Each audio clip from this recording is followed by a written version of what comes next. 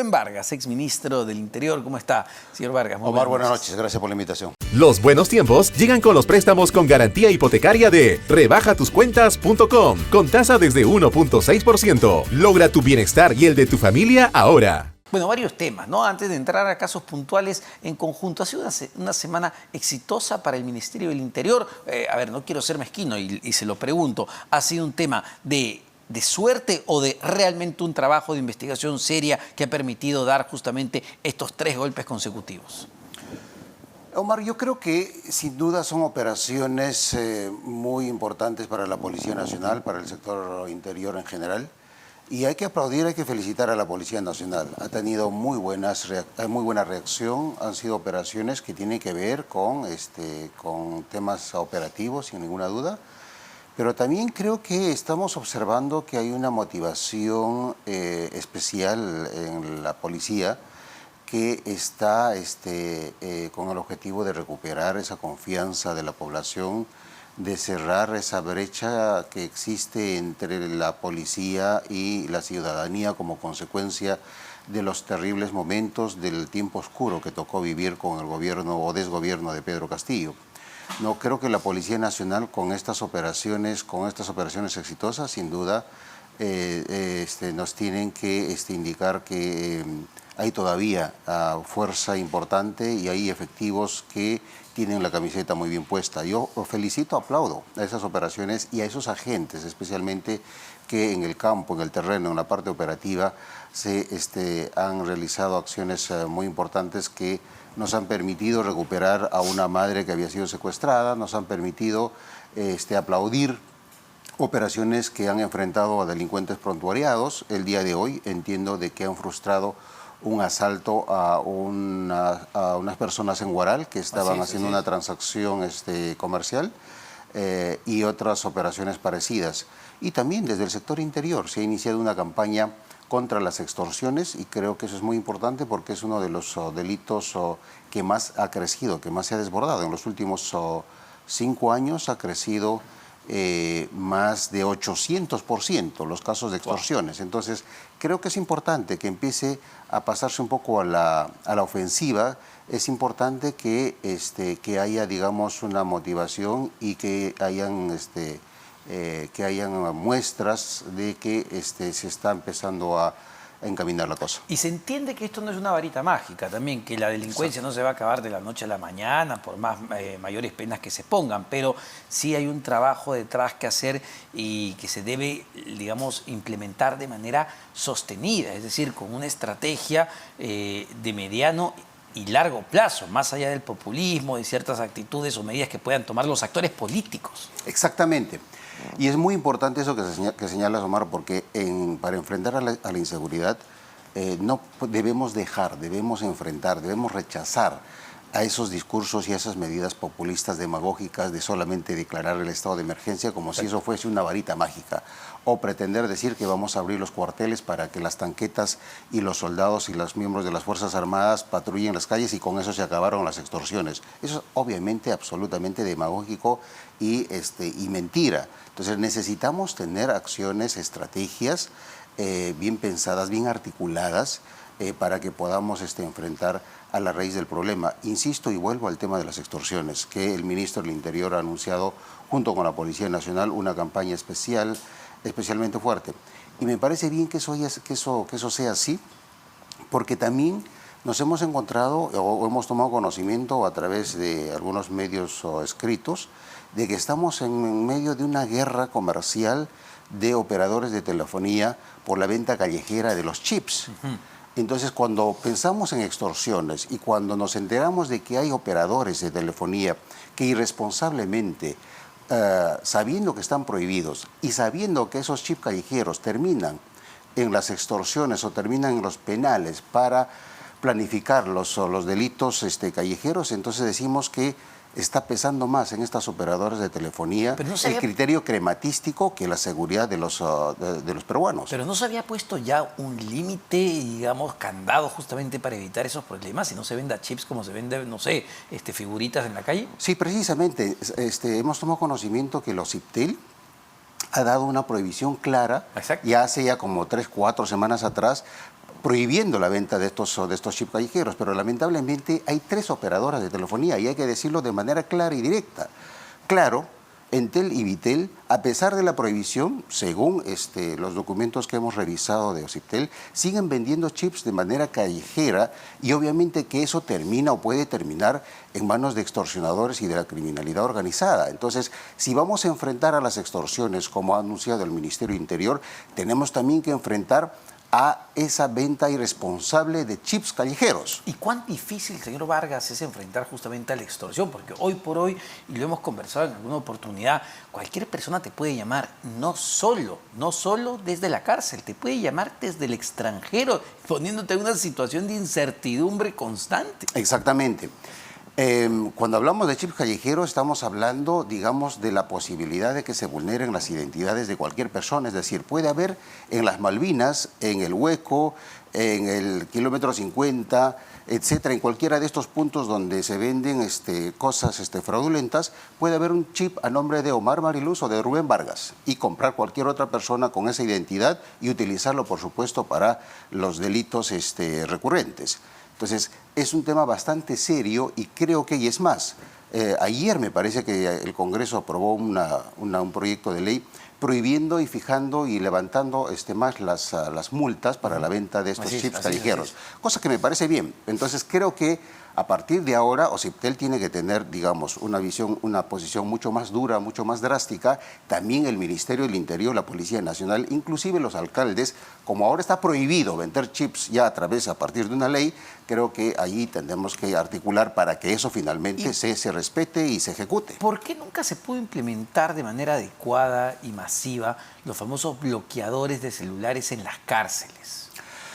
Esa es una buena pregunta. La verdad que venimos arrastrando desde hace mucho tiempo atrás y allí hay un serio problema en la relación contractual del Ministerio de Justicia con la empresa encargada de brindar ese servicio de bloquear las comunicaciones del penal hacia afuera.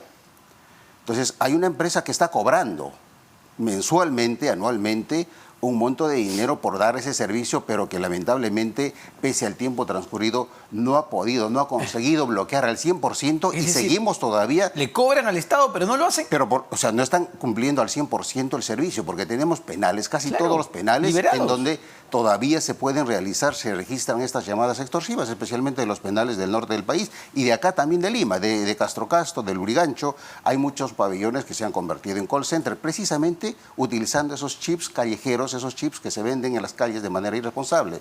Entonces, hay varias cosas que se tienen que empezar a poner en la mesa para poder enfrentar la criminalidad organizada. No solamente es la parte operativa policial, que es importante, sí, claro, y hay que aplaudir cuando la policía hace bien su trabajo, pero necesitamos que Ociptel, que el Ministerio del Interior, que el Ministerio de Justicia también tengan que hacer su parte para tener un control mayor de los penales. Y lo están haciendo porque, claro, usted habla de que acá hay muchos actores. Saludábamos el buen accionar de la policía en los últimos días, que ha tenido éxito tras éxito, felizmente, en la última semana en varios casos. Pero claro, no es solo la policía y lo sabemos, es toda una cadena de responsabilidades donde está un fiscal, donde está un juez, donde están también los congresistas con las leyes, donde está el Poder Ejecutivo con la implementación de estas mismas. ¿La cadena está funcionando? No, en absoluto.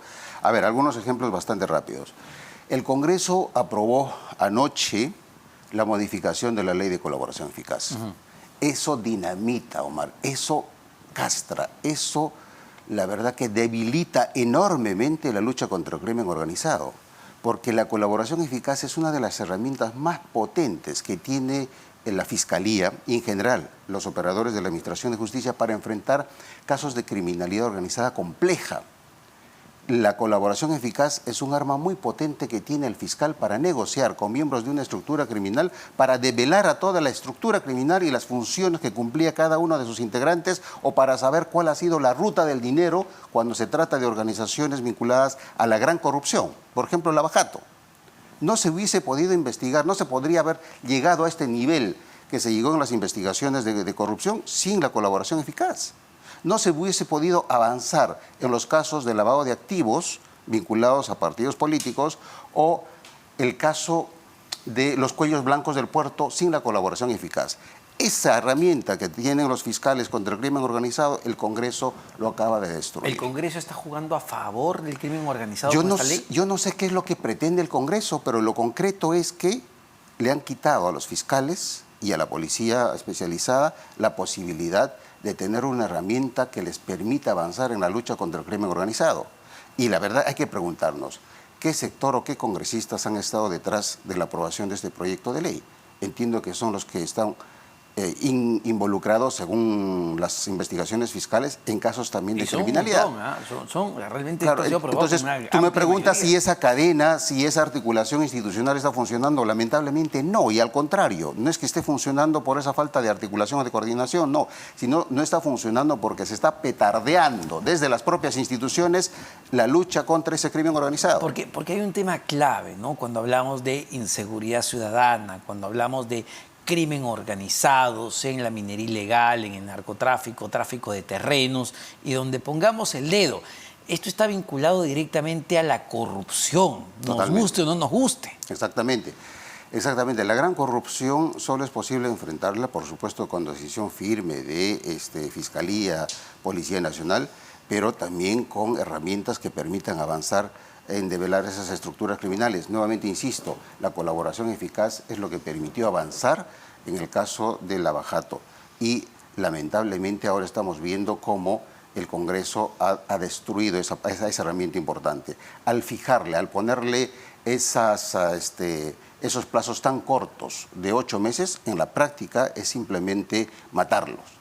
Entonces creo que decisiones como esa, o decisiones cuando se favorecen por enésima vez, manteniendo un statu quo a la minería ilegal del oro, por ejemplo, también, por supuesto, que se está ayudando a esa economía ilegal que genera muchísima inseguridad y criminalidad organizada. Entonces necesitamos, Omar, necesitamos en realidad sentarnos y meditar un poco de lo que están haciendo las instituciones que debieran estar cooperando en la lucha contra las drogas, pero que en realidad están atentando, están afectando, están petardeando. Es decir, no va a ser suficiente tener en las calles buenos policías con estrategias, incluso policías como lo que hemos visto esta semana han arriesgado sus vidas y se han batido a balazos con un delincuente sumamente peligroso como el maldito Cris, por ejemplo, o como los secuestradores en Los Olivos, arriesgando su vida cuando quizá ni les correspondía porque eran uno de tránsito, otro que era del tema administrativo, que se arriesgaron. Nada de eso va a servir si no empezamos a arreglar y resolver los problemas más arriba. Exactamente. Sin duda que es muy importante que la policía esté presente en las calles, haya una presencia policial importante y que la policía esté dotada de la logística, de los vehículos, de las motocicletas, de una buena computadora y de la tecnología que necesita la policía especializada. Y por supuesto que sean eficientes y honestos. Eso necesitamos, pero eso no es suficiente. No es absolutamente suficiente si tenemos empresas que prefieren seguir vendiendo chips en las calles a pesar de las multas. Claro. No es suficiente si tenemos el Congreso que está afectando la ley de colaboración eficaz sabiendo que eso ayuda en la lucha contra el crimen organizado. No es suficiente cuando, por supuesto, el gobierno también no atiende con el presupuesto suficiente a la Policía Nacional. Entonces, en realidad, necesitamos ordenarnos un poco y, claro, para eso se necesita una visión estratégica y la decisión política. Ahora, el Congreso de la República esta semana, y ayer en particular, ha dado algunas leyes que tienen que ver con inseguridad ciudadana. Entre ellas, llegó a aprobar finalmente la ley que facilita la expulsión de extranjeros en nuestro país. Y hay que decirlo claramente, ¿no? Esta ley ha sido pensada en los ciudadanos venezolanos que están en nuestro país. En teoría, para aquellos que cometan delitos. Pero ya ha habido algunas críticas dentro del propio Congreso advirtiendo que esta ley es peligrosa porque puede terminar afectando a gente que escapa de una dictadura como la de Venezuela y que tiene cargos políticos en Venezuela y las terminas expulsando y enviando para que vayan al matadero a Venezuela.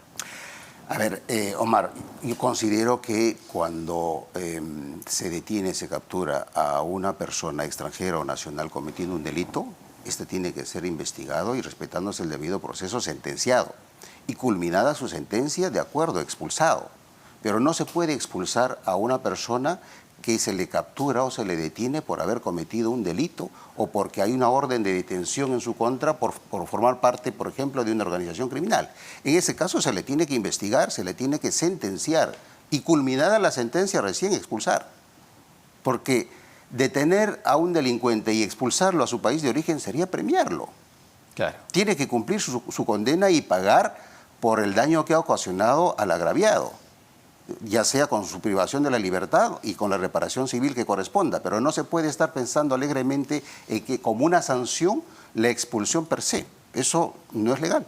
Claro, porque en todo caso, poniéndonos en el caso de este venezolano feminicida que quemó viva a esta joven en la Plaza 2 de Mayo, usted recordará, está en Colombia en este momento. Exacto. Para Colombia hubiese sido muy sencillo decir, ¿sabes qué? Yo lo expulso a su país. A su país de origen y se listo. acabó. Y queda impune totalmente el delito. Exactamente. Entonces no se trata simplemente de la expulsión per se. Se trata, de acuerdo, de expulsarlo, pero después de que haya sido sentenciado y que haya pagado su sentencia y la reparación civil que corresponde. Y ahora, la otra ley que se aprobó va a tener impacto, ¿no? La de permitir que los serenos municipales utilicen armas menos letales. Se ha hablado mucho, pero ya desde algunas municipalidades y algunos alcaldes dicen, mira, esta ley no tiene ningún efecto práctico porque yo ya compraba estos implementos. Esto de verdad no tiene ningún fin práctico. Omar, lo que pasa es que necesitamos poner en su exacta dimensión la labor de los serenos. Y la labor de los serenos, como de las municipalidades, como de los alcaldes, respecto al tema de la seguridad ciudadana, es la prevención. El sereno no puede estar persiguiendo a un delincuente, el sereno no puede enfrentarse a un delincuente y menos si está armado. El sereno no puede estar realizando investigaciones o persecución a la criminalidad organizada, esa no es su función. Lamento recordar el sereno de Surco que falleció precisamente asesinado por el maldito Cris. Los Manrique. No debió haber actuado en los términos que lo hizo. Porque esa no es su función, esa es función de la Policía Nacional. Entonces, creo que de acuerdo las herramientas o las llamadas armas no letales o menos letales, pero para ser utilizadas de acuerdo a una capacitación rigurosa en aspectos, en temas netamente preventivos. Netamente preventivos. Ellos no pueden perseguir al delincuente porque esa no es su función, esa es función policial.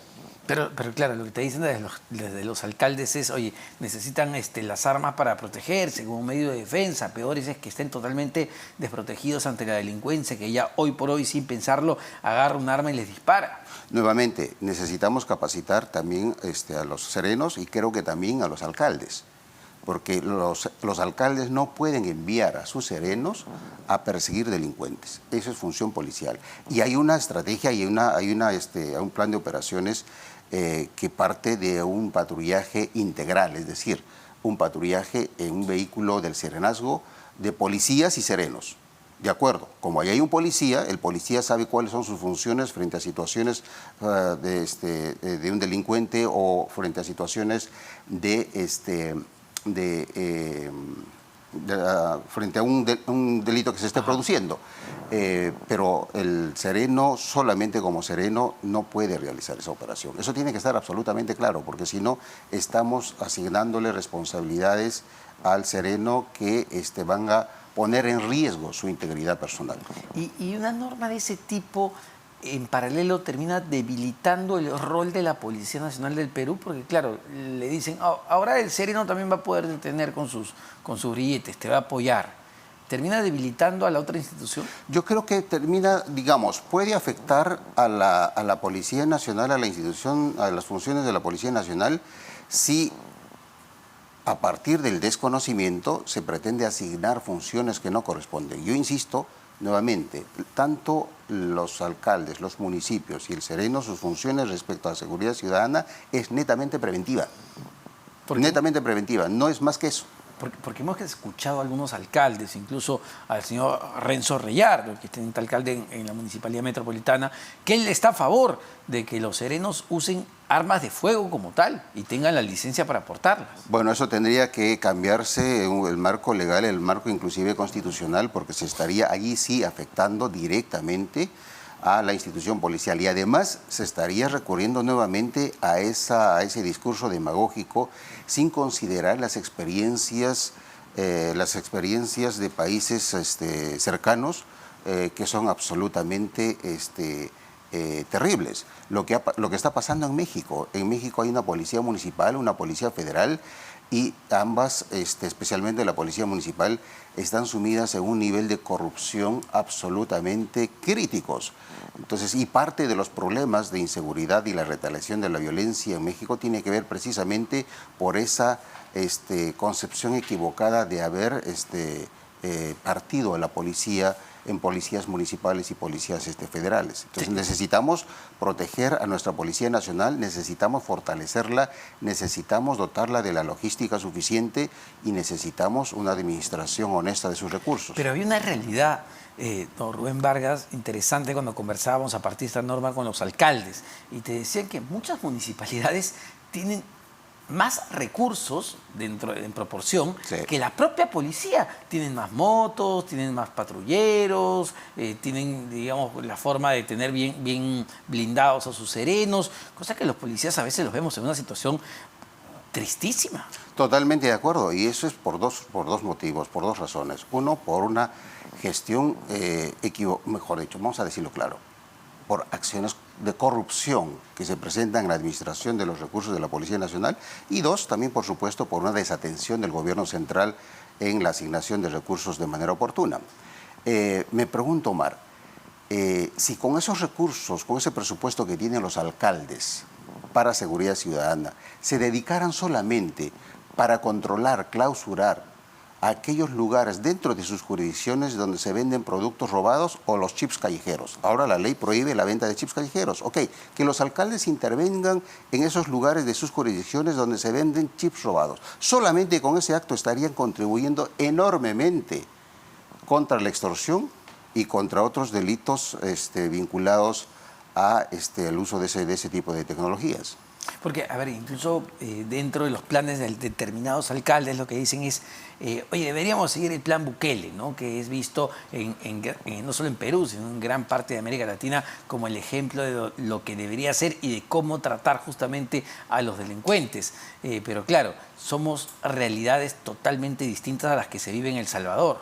Absolutamente distintas. Felizmente, gracias a Dios, son situaciones absolutamente distintas. El Salvador ha estado sometido durante mucho tiempo a este proceso de las maras salvatruchas, que son organizaciones transnacionales en cantidades que se cuentan por miles y que han ido creciendo y controlando territorialmente El Salvador y Centroamérica e involucrándose en criminalidad organizada, tráfico de drogas, trata de personas, etc. Ese proceso no lo hemos tenido nosotros, felizmente. Nuevamente, digamos, al ver ese tipo de acciones que se están tomando en El Salvador, se está pensando en la varita mágica. Claro. Se está pensando nuevamente en la varita mágica, es decir, en esa receta milagrosa que seguramente, como en El Salvador, nos va a liberar de estas organizaciones criminales. Nuevamente, no vamos a poder enfrentar al crimen organizado si hay empresas que venden chips en las calles. No vamos a poder enfrentar al crimen organizado si el Congreso de la República petardea a la colaboración eficaz. No vamos a poder enfrentar al crimen organizado si los alcaldes siguen pensando en tener una policía municipal y no se dedican a recuperar espacios públicos y a prohibir la venta de estos chips callejeros. Cada uno que cumpla con sus funciones. Creo que eso ayudaría muchísimo a frenar este avance de la delincuencia. Para ir terminando, quería irme al BRAEM, ¿no? Sí. Y saber cómo avanza en realidad el narcoterrorismo que opera en determinadas zonas. Hubo un golpe muy importante también esta semana, que fue la captura del camarada Carlos. Eso, incluso estaba planeando un nuevo golpe, el camarada Carlos. Ha sido también un trabajo de inteligencia, seguimiento, complejo. Escuchaba el otro día un exministro del Interior señalar, oye, no es fácil, no es como llega el BRAEM, bombardea todo, no funciona así la operatividad en la zona. No, sin ninguna duda. Yo siempre he señalado que la estrategia contra el terrorismo o el narcoterrorismo en el BRAE tiene que sustentarse, fundamentarse básicamente en la inteligencia electrónica y humana. El fuego abierto, las bases contraterroristas, las operaciones de gran magnitud donde se involucran a cientos o miles de miembros de las fuerzas del orden, eso no funciona. Y no funciona no es porque yo lo diga, sino porque eso es lo que la experiencia y los últimos años nos indican. Necesitamos más darle un valor y un uso más intensivo a la inteligencia. Y creo que eso es lo que se ha hecho con la captura de este terrorista Carlos. Se utilizó inteligencia electrónica y humana para finalmente capturarlo cuando brindaba protección al trasiego, al traslado de un cargamento importante de cocaína de la parte norte del BRAE, de la zona de Biscatán, hacia Huanta, hacia las alturas de Huanta de Ayacucho. Entonces, claro, cuando se le detiene, en ese contexto se dice, en realidad era una operación antidrogas. Bueno, era una operación antidrogas, cayó en esa operación antidrogas, pero para poderlo capturar se sabía que este personaje estaba brindando esa protección a ese cargamento de cocaína. Entonces, ahora creo que están pretendiendo desmerecer esa operación y a mí me parece absolutamente mezquino. Carlos era un mando terrorista que participó de manera directa, comandando, organizando las masacres en Biscatán del N en marzo del 2021. Exacto, claro. En la emboscada a los 7 policías en las alturas de Pichari, en el centro del BRAE. Entonces, solamente con esas 2 operaciones debemos considerar que Carlos era un mando importante, un mando operativo, y la policía lo ha capturado y hay que saludar y hay que, por supuesto, festejar y decir que esa es la forma, esa es la receta, esa es la fórmula. No hay que inventar la pólvora. Necesitamos que esa fórmula de uso de la inteligencia siga priorizándose en la estrategia contra el terrorismo del BRAE. Muchísimas gracias, Rubén, como siempre. Encantado, Omar. Gracias. Rubén Vargas, exministro del Interior.